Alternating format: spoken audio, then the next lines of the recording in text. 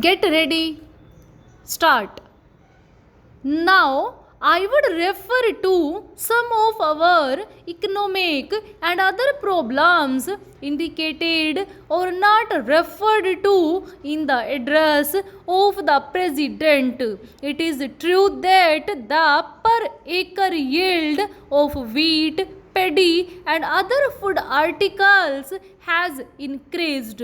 It is also accepted that industrial production has increased. It is also admitted that the national wealth has also increased, but the question that has always disturbed the mind of this house and the other house has been how this national wealth has been distributed. I do not subscribe to the position that during this period of progress and development, the rich are getting richer and the poor poorer.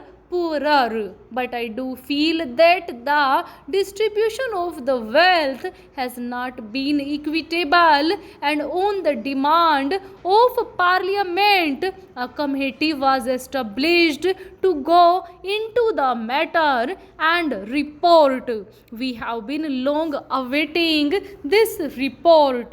I do hope the finance minister will see that the report and the recommendations of the government are placed before the parliament without further delay. In this connection, I might express our satisfaction regarding the policy adopted by the finance minister about the declaration of the stocks of non-ornamental gold and the issue of gold bonds, so that we may stop the prevalent smuggling and reduce the invisible and continuing waste of our foreign exchange.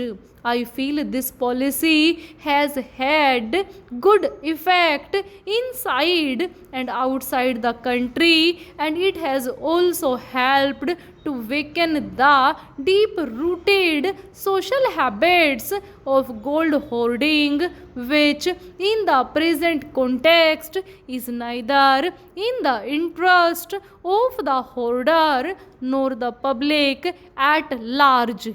I do feel in this respect that the sale of gold bonds has not been as one would have wished it to be, but I hope better publicity will be adopted so that we may have greater sale of the gold bonds and other securities which are intended to help the development of our country. I would refer in the same connection to the question of trade by the breakdown of the talks by the UK regarding the European Common Market. Several questions have arisen, and it is felt in our country and in other countries that some international organ should be established to look after the matter of trade and tariff.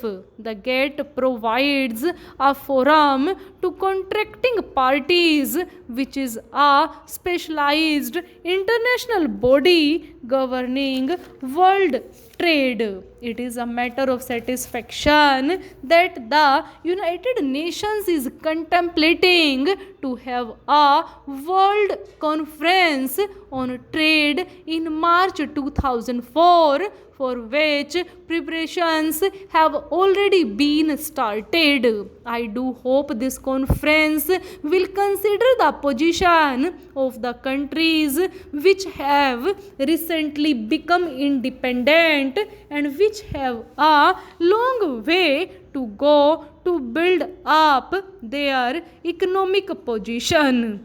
The prosperity of the world does not consist in exploiting the weaker elements of the international society, but in giving them all opportunities to develop and strengthen themselves.